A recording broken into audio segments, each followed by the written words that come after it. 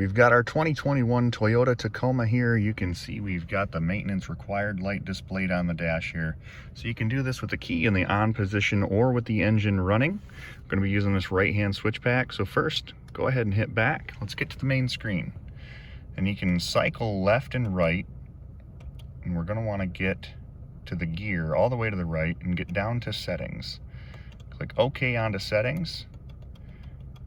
You're going to go up and down until you get to the maintenance reset page. Click on it, scroll up, hit yes, and that's all there is to it.